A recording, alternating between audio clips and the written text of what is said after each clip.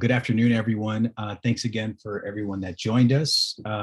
My name is David Olin Pesqueira, and both myself and Isabel, we are co-presidents for LPODER, the Latinx planning organization for development, education, and regeneration here at UIC. We're the planning students. So I'll just start with a brief introduction about the intention for this panel. And then I'll kick it over to Isabel to give an introduction to our panelists. And I also wanted to give a shout out. Felix is also one of our board members here, and will be speaking at the end and just kind of funneling questions from the audience. So as we all know, I think that the Latinx population here in Chicago's region has been a primary contributor to our region's population growth.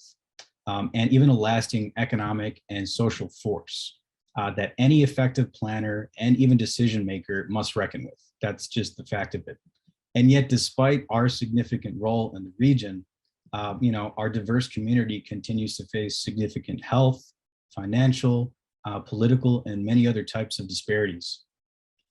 So please, let's join our distinguished panelists as they share about their advocacy work within the Latino, Latinx population, and some of the key strategies that they've developed to engage our comunidades and to bridge some of these inequities that we continue to face. So I'll kick it over to Isabel. Thank you.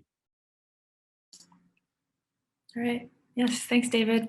So my name is Isabel, and for these next couple 30 or so minutes, we're gonna ask our panelists to share their thoughts. But before we do that, just wanted to give us a quick opportunity to get to know each person, each of our awesome panelists here today. So we have Yaritza Guillen with Neighbor Space. We have State Representative Edgar Gonzalez Jr. here. We have Gina Ramirez, board president of the Southeast Environmental Task Force. And then we also have UIC representative Cynthia Brito here with us, a fourth year PhD student. So I don't know if you all could take like 1 minute and just introduce yourself really quickly, what it is you do and your name and what brings you here today. So I'll pass it to Cynthia first, if that's all right, and then we can pass it along to each other if that works. All right, in 1 minute, I'm gonna sum up my life. Pronouns she, her, hers. Cynthia, I'm a second generation Mexican-American. I have 20 years of community organizing experience in around various issues. I'm UIC lifer, well, not yet lifer because I'm still PhD, but I have a BA from UIC in Latin American Latino Studies and Sociology. I have a master's from UIC in Latin American Latino Studies, and now I'm working on my PhD at UIC in urban planning and policy. My research is around examining how mutual aid practices allow Black and Latinx communities to survive and thrive in an era of multi-scalar crisis. I have worked on various projects while at UIC. That's one of them, and I'm probably going to focus on a lot of my youth work for this panel, which is an organization called Royal, which I will talk more about later. I'm a mother of 4. I have an 18-year-old who's actually also a UIC student now. She's a freshman. I have a 16-year-old, and I have a 3-year-old, a 3.5, and a 1.5-year-old. That was perfect. I think that was even less than a minute. Thank you. How about, and then we can go with Yaritza, and then Gina, and then State Rep Edgar Gonzalez last. Thank you. Hi, so Yaritza Guillen. I am the stewardship coordinator at Neighbor Space. And I also went to UIC with a degree in urban planning, a BA. Definitely got to do a shout out because the reason why I do the work that I do was because of the UIC Heritage Garden and the Latino Cultural Center, which kind of navigated the field that I'm in right now. I initially started in affordable housing, so I did a lot of work in Inglewood. In my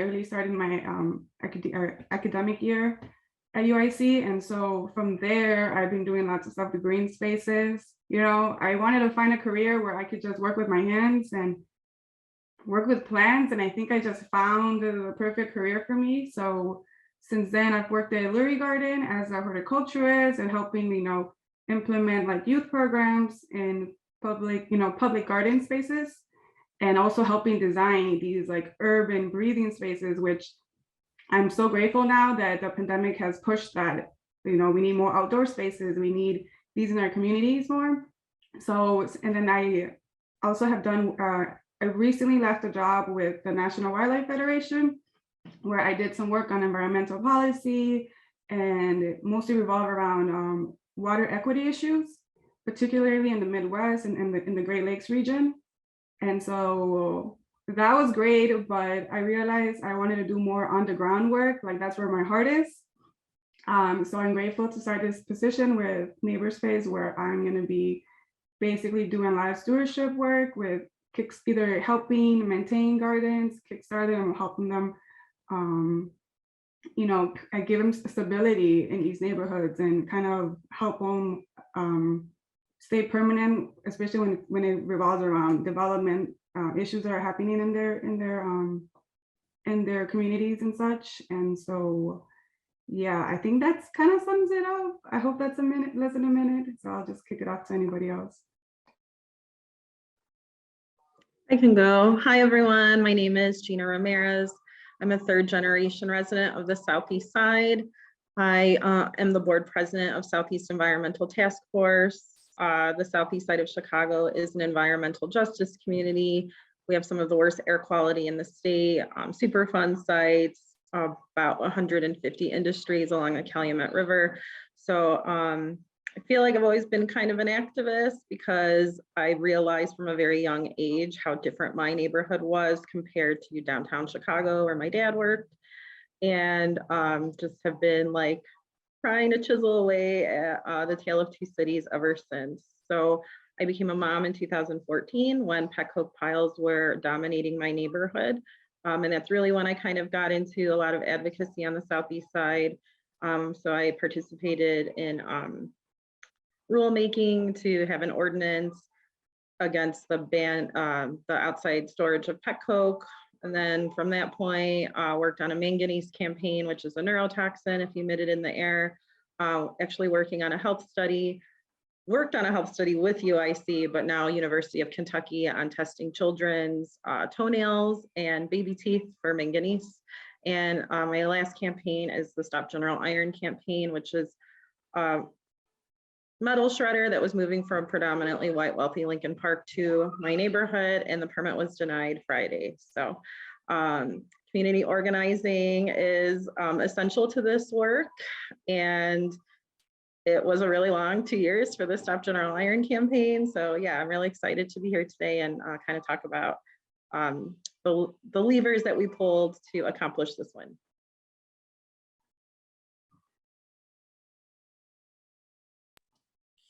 Hi everyone, I'm State Representative Edgar Gonzalez. I'm actually in the Capitol right now. I had to step away from the floor to talk to all of you, but happy to do so. Happy that David invited me. So the quick programmatic bio that anybody can read. I'm a son of Mexican immigrants from Monterrey, Nuevo León. They moved to Little Village. I've been there my whole life, a block away from the arch, a block away from the jail. I went to CPS schools my whole life, went to Harvard University, graduated, worked for Congressman Chuy Garcia, doing constituency services in his office on Kedzie and Archer. And then from there, I launched my campaign for state representative, and boom, now we're here. So it's been a quick two years, but I wouldn't change it for anything in the world. It's been an honor to be able to work with a lot of my colleagues, a lot of people who are fighting for working families, for our immigrant families. I mean, making sure we keep them together, but at the same time too, just making it easier for us, because the pandemic has been tough on all of us, and just making sure that we're advocating for communities, advocating for those vulnerable populations, so I'll stop talking right there because I think we have quite a few questions to go through, but I appreciate being on. Beautiful. Thank you all so much. And once again, thank you everybody for being here and sharing your time with us. I think, so our panel title is Engaging Our Comunidades. And I think in urban planning, there's like a certain mindset approach to community engagement. What do we understand as community engagement? Sometimes people take more of an empowerment approach, an activism approach, a state legislature approach versus like a very local site planning, urban gardening approach. So in your own words, if you don't mind, I think actually going in that order was helpful. What, sorry, Cynthia. But in your own words, like what role does community engagement play in your work? And then second part to that question, all of us here are UIC students in urban planning. What do you wish we knew about community engagement from your perspective? A two-parter question. Okay, so this question is a little bit, it's really loaded for me because I do think that there is so much nuance around the concept, right, of community engagement. I feel like I identify as a scholar activist because, you know, I feel like I'm in both worlds, like straddling both worlds all the time. So I get to kind of see what it feels like to be the community that kind of gets asked, right, by a lot of governmental institutions to participate in processes of like community development or of, you know, whatever it is that they're planning on the ground for the community. And on the other hand, right, as a scholar, I have also been the person that is like extracting, right? And I don't want to say extracting necessarily, but to be honest, that is unfortunately what a lot of institutions do. That has been what a lot of academic institutions do, and in governmental institutions. So that word extraction for me is something that I always think about whenever it comes to community engagement, right? So like, I think being the advisor for Royal, which is a group of, like I mentioned, Black and Latinx young people from the community of Oak Park, they're all between the ages of 16 and 18 right now. There's about 20 of them, and they have been organizing for 4 years. And this group in particular, I'm going to use it as an example, is constantly getting asked to be part of community engagement processes, focus groups. You know, this whole thing around DEI, the new buzzword that happened after George Floyd. Like, I feel like everybody's always trying to, like, you know, somehow incorporate the people who are directly impacted by a lot of these oppressive systems, right?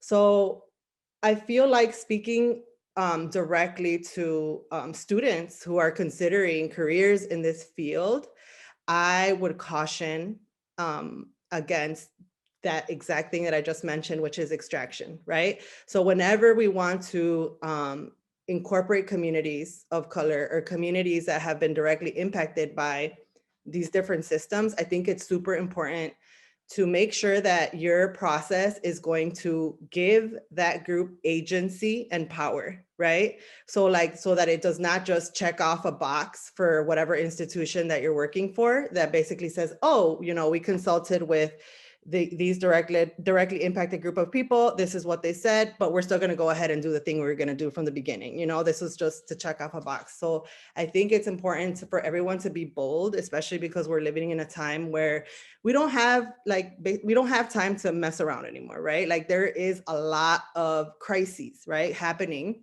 And so I think, you know, I would ask the students that are planning to like be super bold and unapologetic about, you know, just asking for like, where's the agency? What power are these folks going to have in decision making? Are their ideas and feedback going to be implemented? Are they going to have a seat in the table throughout the process? Are they going to get paid, right, for contributing? Because that's another thing. Like, they want you to talk for free all the time, and then it's like, you know what I mean, extraction, right? So that's, I think, the biggest thing when it comes to community engagement work, to always make sure that the extraction stuff is like at a minimum.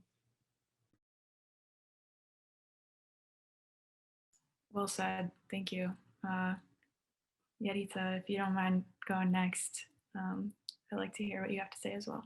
Yeah, I would say the role it plays is it definitely puts people, you have to be okay with being put in, out of your comfort zone, because the communities are angry, communities are like, we've been struggling, and so sometimes you just have to come in, and if there isn't an argument or a discussion or a really, it means you're doing something right. It means you're getting people to open up in these spaces and sharing, because I think that's a form of building trust with these communities. And that's always like, I approach community engagement the way that I wish somebody would have approached it to me, right? Like anytime somebody comes into my community and I'm like, okay, why are you here? And I know I have to expect those questions being asked back to me, like, why are you here? What do you want from us?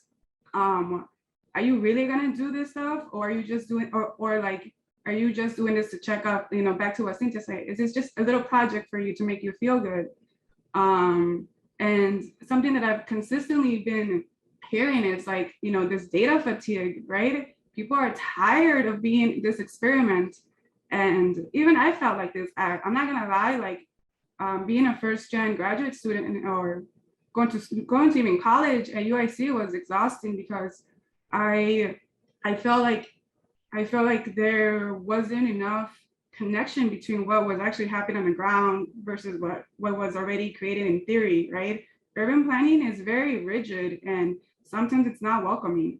And so a lot of the times where action and engagement was being prompted was when people were disrupting this ideology of what even urban design is, right?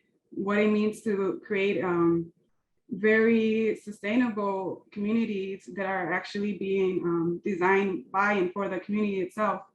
And so I guess what I would ask students, it's like, man, a lot of my work is just listening. It's just reflective listening. Like if you're coming, like for example, I'm not from the South Side, I'm from the North Side. I grew up in Logan Square, but I've been doing a lot of work in Little Village. And then I know how these Side-Siders work, right? They're territorial, right? They're like, like you gotta know somebody who knows somebody to let you in. And I already know this. So like me coming into this community that I'm not from, but I am Mexican. So they're like, okay, maybe she's cool, all right. But then like, it's honestly, it just starts with us just being guides, right? Our job is just to explain to you what even urban planning means and help you form your own definition of that.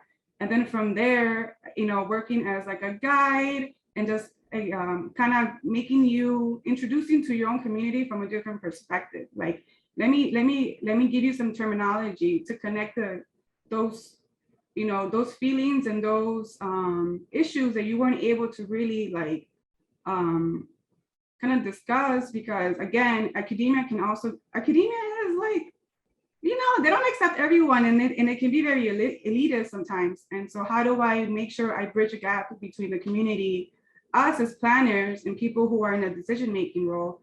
And so with my work that I've done, like mostly with youth in Little Village, the best compliment that I got was, I literally thought that you were gonna, this is a little, a youth, I think manager in one of the spaces that I was in.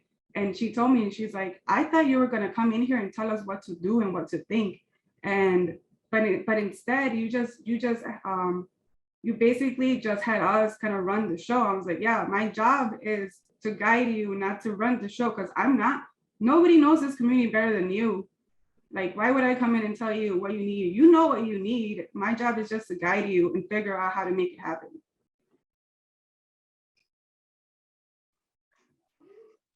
That was wonderful, Yaritza. I totally agree that community members are experts and know what's best for their community.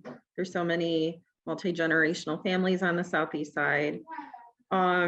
What I would tell students is that I am one of those kind of angry activists because urban planning has failed my neighborhood. There's land use and zoning policies that continue to perpetuate environmental racism in Chicago. And so in order to dig in, we need urban planners to step up to the plate and hold elected officials accountable and change laws. And what that takes is not a transactional relationship, but a transformational one. And that takes so much time. I've had really great interactions with UIC. I've been part of Cache, which is like this quarterly, you know, kind of intergenerational, multiracial meetings. Super great. I got to meet people in my neighborhood I wouldn't have met. Got paid for it. But was it enough? I don't know, you know, like we were able to count on UIC during the general iron fight to, you know, weigh in, like the health officials that we worked with in Cache, and that was, I'm so immensely thankful for it. But I didn't meet any like urban planning students, you know, like there's bandwidth and capacity issues when you're working at SETF. We just finally have 3 staff members. None of us went to school for any of this. As an activist, you have to be a scientist, you know, policing polluters, learn all of this technology, report things, and, you know, to put urban policy planning on top of that. Like, I'm like, I do not have time for that. I just want to like hang out with my 7-year-old. So, yeah, I think my advice is to just really dig in. I have a sociology background, like, so I think people just need to be like anthropologists and like live that lived experience and dedicate time and resources, because I think about some of the attorneys that I've worked with over the past 5 years. They know all the streets. I mean, they're coming down and they're like lawyers, you know, and like, so, you know, they built that trust. It takes a lot of time and energy, but like, you know, we're able to like accomplish great things when we're all like going for this like one goal. And yeah, I just want to say, like, emphasize, just really dedicate yourself to these communities, because they've been suffering for so long, you know, like because they've had these transactional relationships that isn't working. So it's time, the times are changing. It's the 21st century. No one should be living in a toxic like area. You look at the South and West sides, those are sacrifice zones for Chicago. So yeah, we really need a lot of urban planning help here.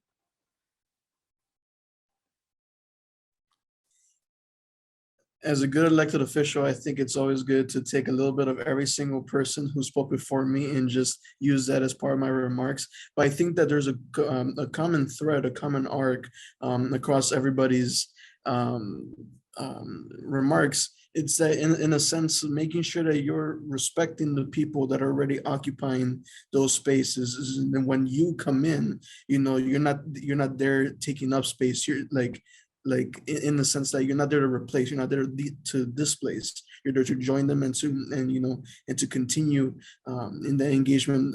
Something that Cynthia mentioned, this part of extracting, making sure you keep that extraction to a minimum. You know, David is on my staff, and within my chief of staff, you know, something that I've constantly been telling them is that when I engage with work in the community, I want to make sure I'm a proactive ally. You know, I don't want people to be coming to me and saying, hey, you should be doing this. I want to be going to the people, to my constituents, and saying, yo, what do you need? You know, because in the end, who knows better what their wants and needs are than, you know, your own constituents, your own voters.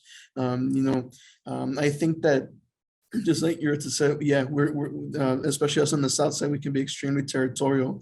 But, you know, especially when you have, you know, organizations, nonprofits that have worked in the area, you know, and already know the area, you know, of course they're going to get their territorial, because they're like, we know these people, we know what they need, you know, so don't tell us what to do. And at that point, it's like, okay, like I'm saying, don't want to displace, you know, I just want to make sure that how can I make your work easier?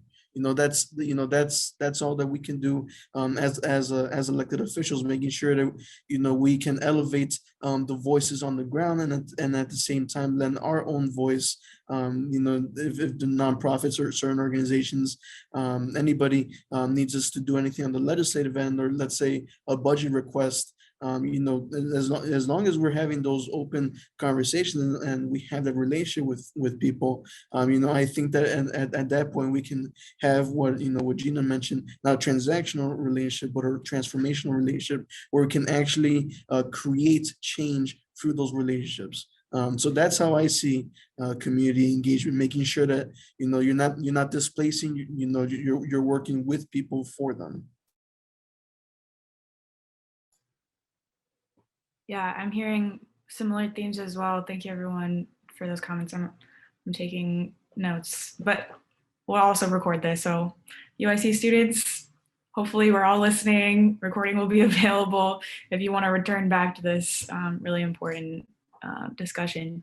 My next question, I want to make sure we're going to close our official panel discussion and then open up for audience questions at around 2:15. So my next question for the panel is, what do you see as the main barriers that you get to reaching people or community engagement or your organizing work, your community self-determination work? What do you see as the main barriers facing you in your work right now? We're doing the same order. Yeah, I think that. Okay. Sorry, I keep putting you first. Yeah, no. So I feel like, again, right? I feel like this question you can, you know, take a day and just answer it. What I wanted to say, and I think it's related to this question about barriers, is like, I think, and this is something that I think we don't talk about enough, especially when it comes to, you know, this conversation around elevating voices on the ground. We talk about, you know, censoring on people who are directly impacted. I feel like there's like this there's a thin line between like romanticizing communities and actually like having, like Gina was saying, this transformational relationship with communities. And the reason why I say that is because I feel like, as kind of like, see, I identify as an abolitionist. I use the framework of abolition in my work. And I feel like the framework of abolition really pushes us to not only to reimagine these institutions and what a society can look like if it was based on different and life-thriving institutions rather than death-making institutions like jails, like carcerality, like police, like prisons, and all that. But I think that we really need, speaking specifically to barriers, I feel like one of the biggest barriers is that it takes time for folks to build critical consciousness. Like, I think that a lot of times as governmental institutions, they just kind of want to go in there and like romanticize like people of, you know, whatever, directly impacted communities and say, hey, y'all have the answers. Like, you all like, tell me, you know what I mean? Like, let's like, yes, absolutely. Let's censor and like on your voice, and let's like focus on directly impacted folks, because there is knowledge there. Like, I'm not trying to dismiss that one bit.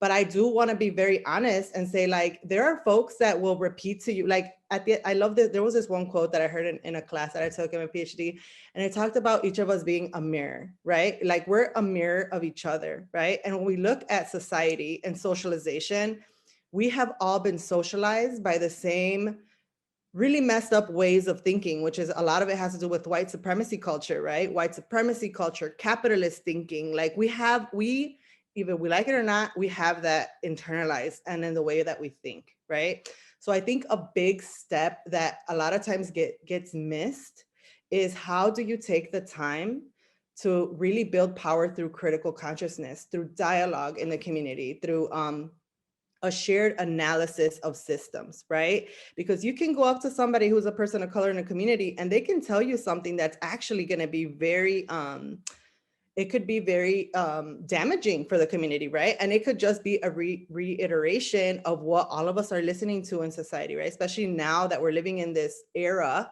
right, where social media and there's just misinformation everywhere. I think we need to be super careful about how we can also get communities resources that are going to provide them with power, knowledge, and critical consciousness to be able to truly like be transformative in what they're seeking to do. And not to say that we are the givers, right? Like, because I also want to check us on that. Like, we ourselves may need that deconstruction and that critical consciousness, but I do feel that that's a component that is like a big barrier.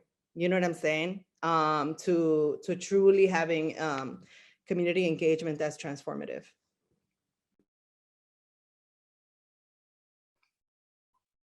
Okay, so let's see, barriers. Oh man, I would say some of the barriers with engagement is, you know what, knowing your community and the story and the history, right? Some people come in and they're like, don't know anything about what's going on, and we look stupid, right? Nobody likes to look stupid. So I have this idea of like acknowledging historical reckoning with just oppressive design that has destroyed so many communities, you know, in Chicago. And also the fact that if you want to create change, and I think this is something that might scare some people off, it's going to take time. It's going to take time, and moving at the speed of trust. Ooh, sometimes it takes like 5+ years to build that community and that trust. I've been working in projects where they just barely started trusting me, and I've been, you know, working with them for 2-3 years, and I'm like, oh, finally, I got you now. But it's also proving your worth, right? Like, there's so much distrust, and even within our own community, we have so much distrust within each other. So how do we like build those communities strong? And if we're thinking, you know, I think as urban planners, we're futurists, right? We kind of have to think 10 years ahead, but also be kind of like acknowledging our past, but also be kind of figuring out what type of actions we need to take as of right now, right? Because we can't, some of us don't have time to be waiting. Some of the best comments that I hear is when I'm like, oh, when do you expect this project to be done by? And somebody commented yesterday. And I love that. It's like, nah, dude, we're so behind.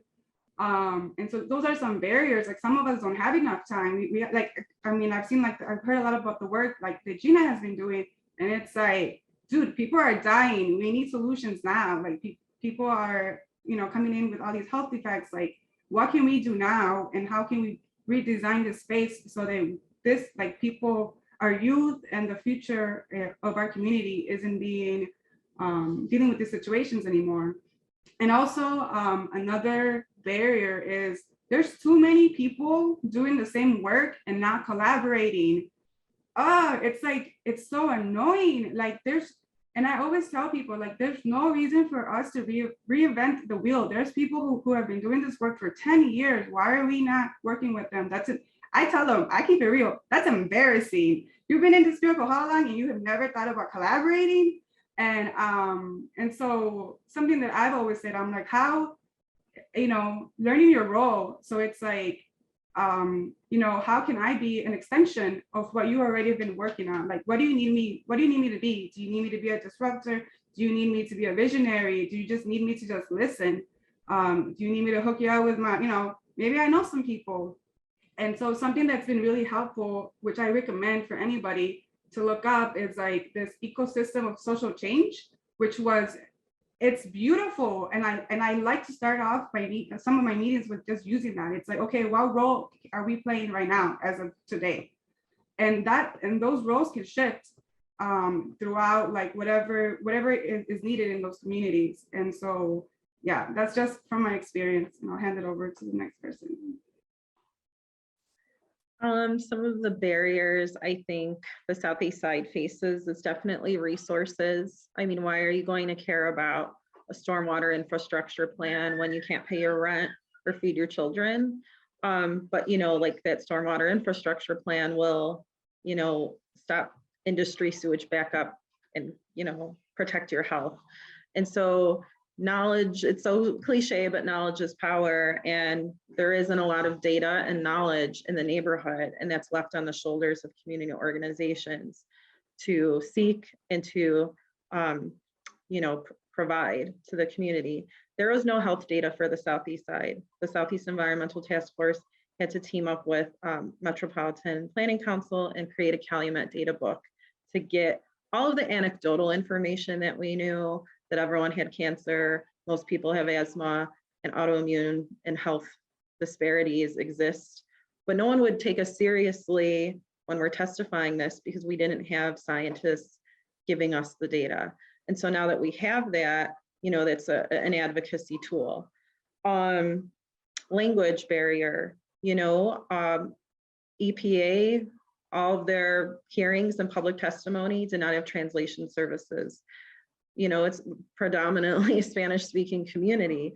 That's just like a no-brainer. So we actually are like trying to write a law to incorporate that, which is ridiculous. It just seems like it should be like something that's a given. But again, like it's so unknown how bills are passed or how things are. And that's why, you know, it perpetuates disparity. And then there's also communities are very desensitized. You know, my parents think that it's fine that my mom has asthma and takes inhalers all day because like she blames it on growing up with her dad who smoked. I'm like, no, you literally lived by US Steel and told me you would play in red soot. That is why you have asthma. And so, you know, kind of there's a nostalgia feel for industry in my neighborhood as well. So really amplifying the youth is what, you know, activated the community and kind of like having our younger generation, you know, saying like, you know, you thought that this was normal, but this isn't. This is like 2 generations later and we're still sick. And so we really activated the youth and had like, you know, focus groups and roundtables with them because they know what's best for the community. And so, but you know, youth engagement's really hard as well. And so we really rely on our teachers in the neighborhood, having like close partnership with them. So yeah, those are some of the things I want to check out. I wholeheartedly agree with everybody that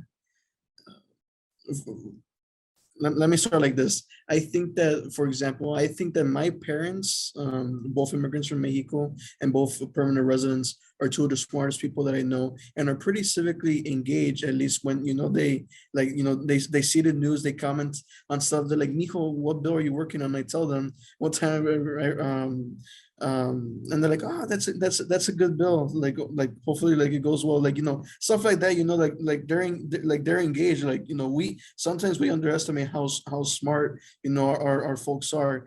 But I think what happens too is that, I mean, por ejemplo, if they're working like them and much of our neighbors are working all day, you know, and one of the easiest ways for them to be civically engaged is just, you know, just watch the news. But when it comes to time to vote, many of them can't, either because you know, they're not citizens, or 2, because they just don't have time, you know. And I think that because of all these, because of, you know, the, you know, time constraints and stuff that we put, you know, on people, sometimes it feels like government doesn't want people to be engaged and, you know, just wants, you know, have just, you know, certain number of engaged people to just, you know, decide everything, which is BS. You know, I think that that's why I know very recently, you know, we changed, we've changed the laws. I think at one point, like like your job couldn't penalize you for taking like 1 or 2 hours to go out and vote during your work time on election day. And then eventually they said that like election day will be a state holiday, you know. So I think like, you know, little things like that is just one way to be civically engaged. But that's, you know, that's like, again, like on the civic side, on the voting side. When it comes to on the ground, you know, community engagement, mobilizing, protesting. I mean, I see right behind Gina the Hell No to Hilco, that all of that happened right in my district, you know, and it was people who, you know, who mobilized, you know, and they were able to get people out on the streets and tell Hilco, hell no, like, you know, get the hell out of our neighborhood, you know. And I think that but again, like I think that social media is very helpful in, you know, in creating that engagement. But I think that, you know, usually what it takes is that you have somebody who's civically engaged and then starts to engage everybody on their block or on their end of the neighborhood, and then little by little that momentum builds.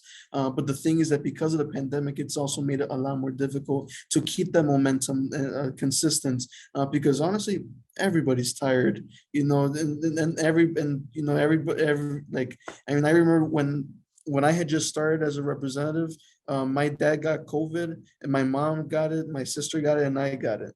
And so I was like knocked out for like 2 months, and I didn't want to do absolutely nothing. Like, it's my job, I had to do something, but like at the same time too, I was very worried. Like I was very worried that my mom was gonna die. Like she got very close to it.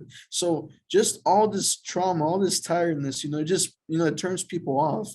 And I think that now it's because of the pandemic, it's our job now to make sure that we re-engage those people now that things are starting to calm down in terms of caseloads and masks and stuff. I think now we need to jump on this quickly and make sure that we're re-engaging these people, because I think that if not, we're going to let Republicans and other conservative folks take the messaging away from us, and they're going to want to do whatever we're going to do, and it's up to us to stop it. So that's what I can say on that.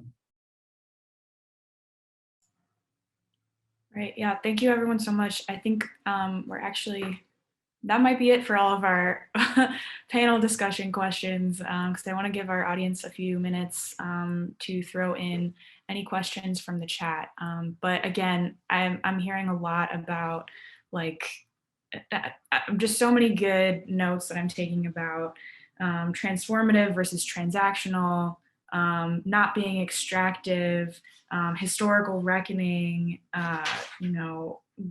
sharing resources throughout the entire process, activating youth, just so many really important notes that I'm taking from today. But I'll open it up for the audience. If you'd like to have a question, throw it in the chat, or you can raise your hand and unmute yourself. For the next 15 or so minutes, we've got time for questions.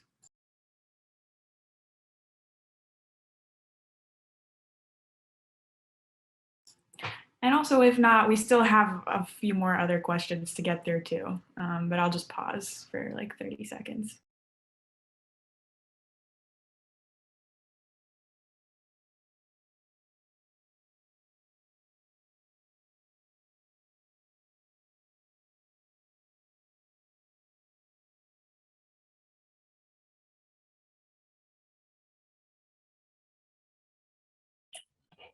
I have a question.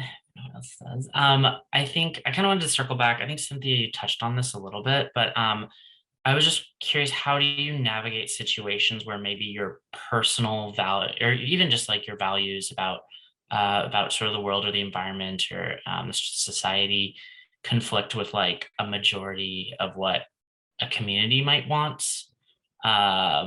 especially if it is like a community that has historically been, marginalized or not listened to. Or have you been in that situation, and like how have you navigated it as like a policymaker or a community leader? Do you want me to go first again? I think this is why, like, a big reason why I started to embrace abolition is because I feel like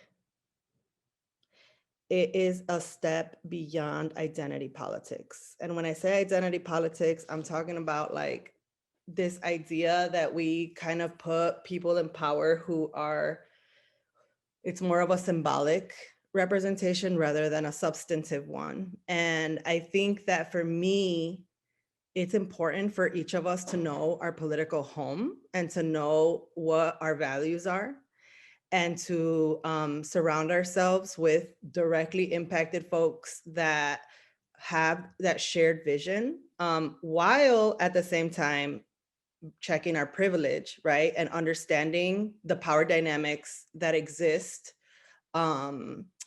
with other folks, right? So like, as you know, and I'll give you an example, right? So for example, with Royal, the young people that I'm an advisor for, like we're actually having a direct action tomorrow. This is one of the tools that the youth group uses, and it's a direct action related to issues that directly impact the Black community here in Oak Park, and Black communities in general, around Black Lives Matter, around police violence, around all of that stuff. And as a Latinx woman, a non-Black Latinx, like I definitely take that step back, right? But but I won't back up. Like, so for example, what I'm trying to say is that since they share that political vision, they share the values that I have, I am 100% backing them up. You know, but I feel like we can still be like unapologetically selective about if there's somebody that holds a directly impacted identity. Let's, you know, like a politician like Danny Davis, for example, right? And is saying all kinds of really wacky stuff that you're just like, whoa, you know what I mean? I think that we should be a little bit more gentle with ourselves in holding on to our values and not necessarily, you know what I'm saying? Just going for it because you're like, oh my gosh, this is a directly impacted person. So I must do what they say or listen to what they say or put them in the forefront without any interrogation or any critical, you know what I mean, analysis of what they're, you know what I'm saying, representing. So I think that, I know this is like unpopular opinion, but I feel like more and more I'm moving towards that because I do think that, you know, like Yaritza talks about, like, we don't have a lot of time, you know what I'm saying?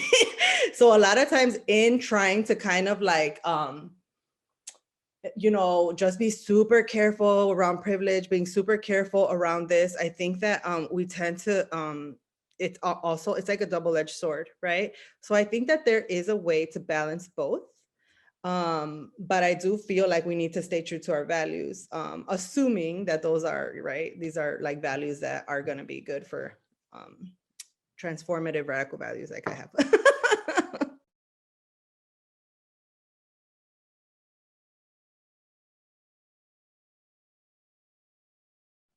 I could chime in. This is a really hard question, by the way, but I mean, I see it a lot in my neighborhood. There's a lot of conservative people, and there's really like this kind of inherited identity. I mean, we have some of the oldest Mexican immigrants from the Southeast side who lived under like white supremacy. And so some of the things that I hear are like absolutely ridiculous. And again, there's this nostalgia for the neighborhood. But like, it looks like a bomb went off on the Southeast side. I'm like, how great were these steel mills now? Everyone's like sick. We have no jobs. We had one pay less, that's been long gone. And so, yeah, I totally agree with Cynthia, like to stay true to your values. I always say that I have privilege that I could even think about this stuff because again, so many people are, you know, unemployment rates at like 50%. No one has jobs. Our median income's like 40,000. So, you know, it's just sort of educating and just staying true to yourself. That's how I navigate it. I think that as a legislator, I definitely had to come across this a crap load of times. I think that for example, I think that my district right now, as it stands, is 69% Latino. So, and most of those are concentrated in the city end of my district, which is like Little Village, Bryant Park, that area. I think that there was a bill that we discussed, I believe it was last session, on PNA, the Parental Notification Act, which, you know, if somebody below the age of 18 wanted to get an abortion, they needed to notify their parents that they were going to. And so Planned Parenthood, Personal PAC, and a bunch of other advocacy organizations were trying to pull that act out. Now, you know, the district, I mean, you know, as much as it can be democratic, you know, a lot of our older folks, which are Mexican Catholics, you know, they're gonna say immediately, no, why would you do that? But I think that part of it, you know, how to approach this is that, for example, I remember mentioning this to my parents because they saw Univision and they're like, oh, they're like, that's not good. Like, you know, they should be notifying parents. And then I started to explain that to them, you know, the different, you know, different circumstances of, you know, why this is a terrible idea and why this should not be a thing. And then once my dad was the one who's like the most adamant about it. And then when I told my mom, and I explained to her, she started explaining to him, he's like, oh, okay, like I guess it makes sense. Like I think that again, we need to have that time and that patience to explain certain things, because I think that sometimes like we discard people as, you know, not being understanding, but sometimes, like, you know, if you have that conversation with them, you know, you're willing to sit down and talk to them about it. you'd be surprised how people, eventually you kind of sway your way. And I think that I've definitely learned to value that, like, especially at the doors, right now it's campaign season and we've had to go door to door. And sometimes people, they're like, oh, I don't like this bill, or I don't like this, I don't like this law. And, as much as I would, just want to agree with them, like, oh, like, I agree with everything you're saying. So I need to push back so they can see where I stand and what I'm about. So I think that, if you're just willing to have those conversations freely and openly and having that patience, I think it can go a pretty long way. And I've definitely learned to value that as a legislator.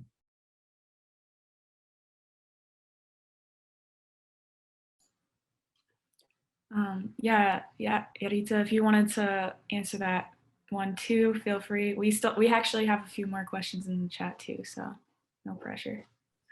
I'll just add something quick, but no, I think definitely making information comprehensible for like the public, and it's so important. Like I love telling people, like, you already know all of this. I'm like, you know better than me. You already know this information. It's just maybe terminology might have been a little bit difficult to understand. Like, even though I do have like a background in like environmental policy, there's so much information that I don't even know yet, right? And even if it's even difficult for me to comprehend, can you imagine trying to share, distribute that information to people who don't have like a college degree? And I like this idea of like, that's me checking my privilege. It's like, okay, let me take a step back, because I don't want to come in with like, oh, look at this young girl fucking like, oh, sorry, I cursed. Look at this young girl coming in, telling us all this information, and I don't know what the hell she's saying. So definitely keeping yourself grounded. Like, I think it's just, being real. Like, you can't expect anybody to know, to be like you and know the things that you do. So making everything more approachable and just being realistic to the communities that you are informing. I'll end it there. Yeah, thanks for that question, David. That was really good.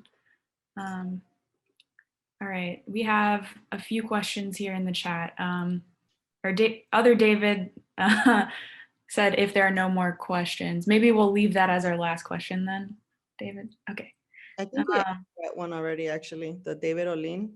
Yeah, what? It was like, kind of like our first question, no? Yeah, you guys kind of were talking about UIC students, how we should approach these things. Okay, next question we have in the chat is from Daniela from Territory. Wow, nice to see you here, Danny. From Territory NFP, which is where I also work. We are a youth empowerment urban design program. And Danny's question is, I'd like to talk on the topic of youth engagement that Gina mentioned. What can or are you all doing to try and bring in the youth voice / engagement to urban planning / community conversations going on? And I'll just let however you guys want to answer that in whatever order you'd like. I can go, and then I think Gina probably has more to say on this. Or I think a few of us work directly with youth. Yeah, this is like super interesting to me, this question, because I feel like the youth organizers that I work with, they have been active for 4 years and they have done everything in the toolbox, from petitions, from civil disobediences, direct actions. They have gone to meetings at every level of government locally, like the school boards, the village board, the high school board, and they have done a lot of different things. So I think that one of the things that I feel like is important with this question around youth engagement is I think that we have to be very careful around when actually our youth, when is something youth led and when is something actually like youth driven, right? Because I think it's different. I think things like, for example, I'm not gonna sit here and pretend that I don't like train the young people around organizing. I have 20 years of experience and I have a huge network of community organizers and also people who work in different industries that I bring in to talk to Royal about, to share, right? Which I think is a key component, right? How do we use our network of expertise, our elders, our folks that are, you know, have been working to come in and like share their knowledge with young people. Like, I do think that what happens a lot with young people is that they get romanticized a lot, right? And they're like, you know, we're like, let young people lead, just throw them in the front and they're gonna, you know, be amazing. And that's not true. You know what I'm saying? Like, just like we are human beings, they are human beings that need to go through a transformative process, that need to go through that dialogue, the critical consciousness piece, the keep deconstructing and contesting, right, ideology that we're like taught to kind of believe in or just accept.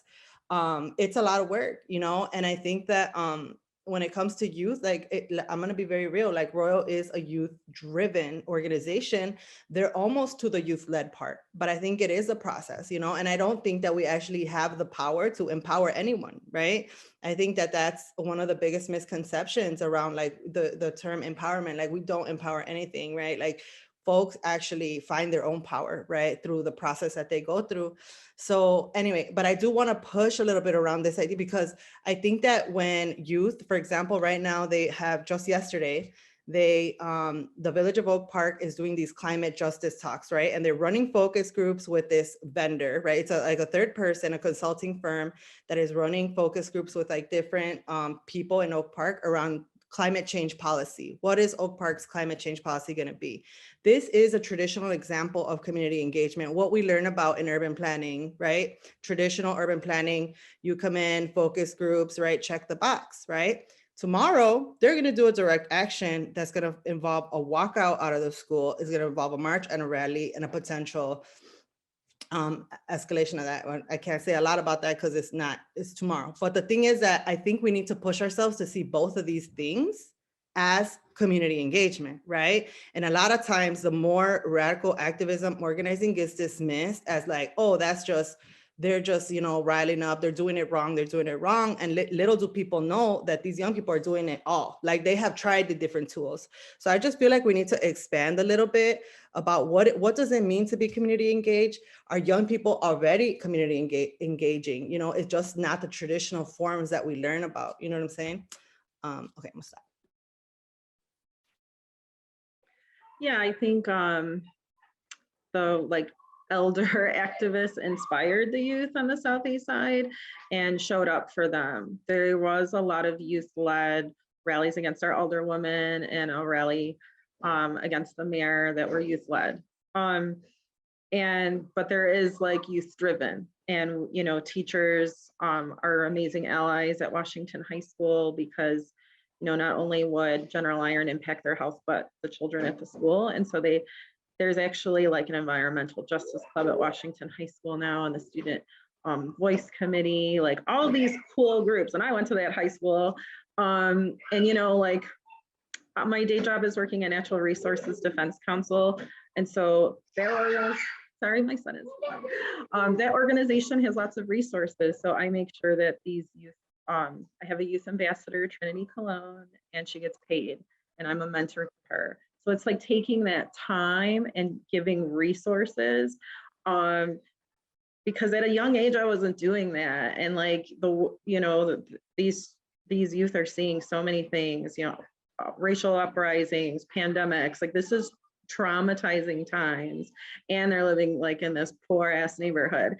So it's like we have to invest in them because they, you know, and I get the whole romanticizing, like it's so every time I talk to a reporter, they're like, give me a youth, like they're just like this cog in the machine. And it's like, no, they're an actual human being with thoughts and ideas, and like they're also like 15 and like they don't want to talk to you. So it's just like, again, like being there for them, because it's hard enough to be a teenager and doing this work. So yeah, it's just showing up for them.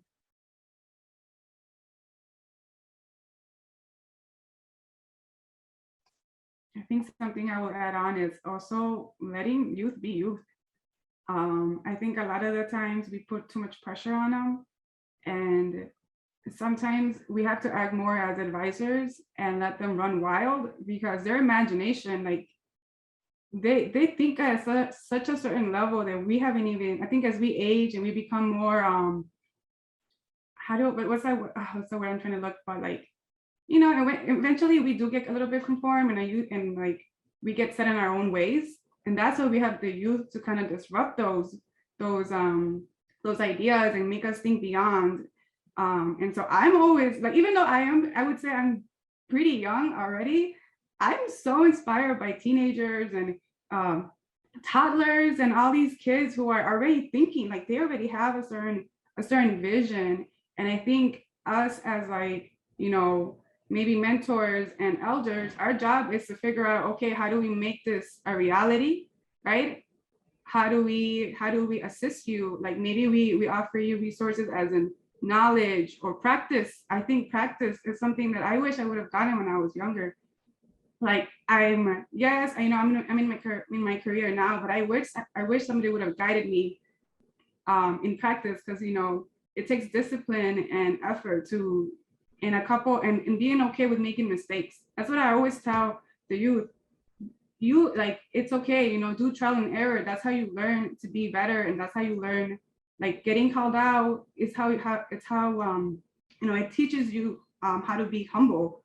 You know, what's that one terminology? Humble pie is the hardest to swallow. But these moments of like, you know, it's like these moments of like inspiration and ways that we can guide the youth, and in a way they're guiding us, right?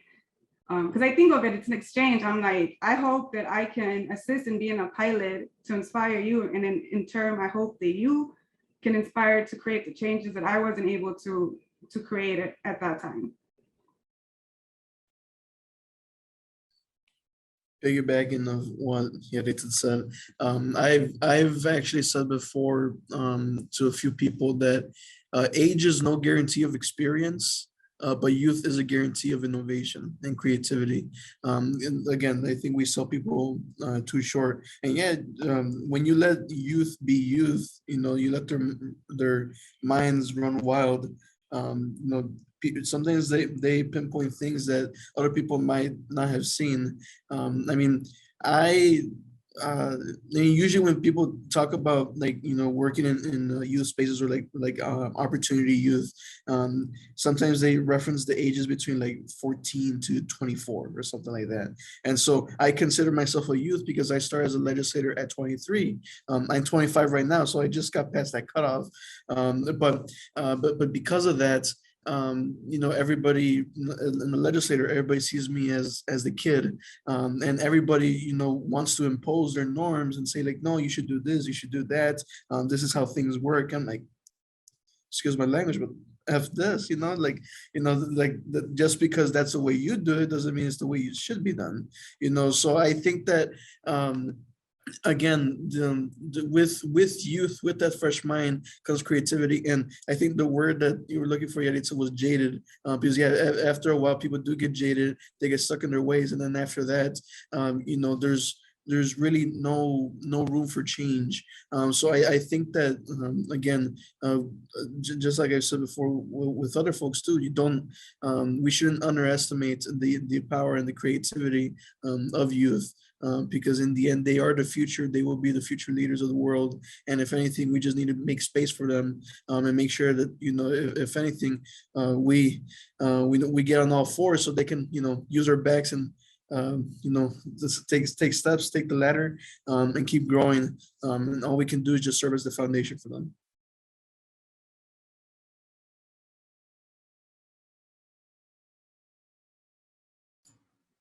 Thank you so much. And thank you for that question, Danny.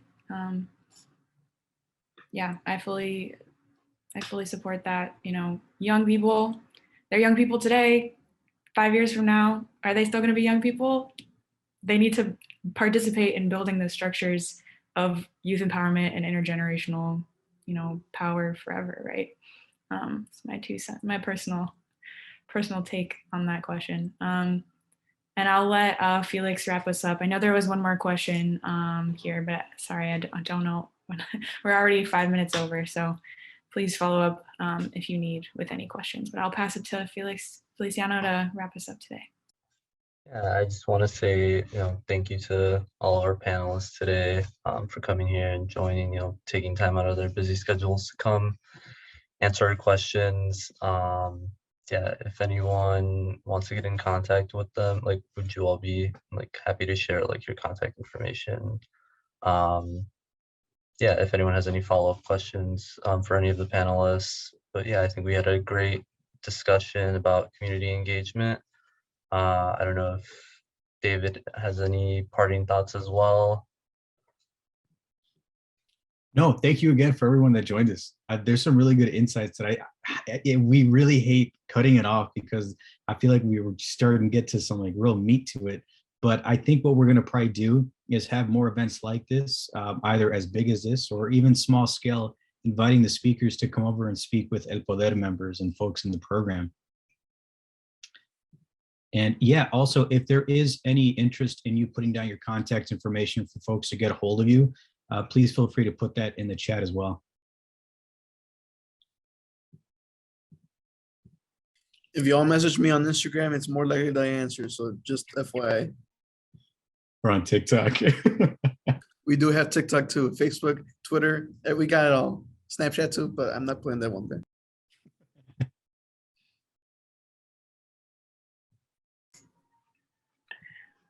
All right. Thank you, everyone.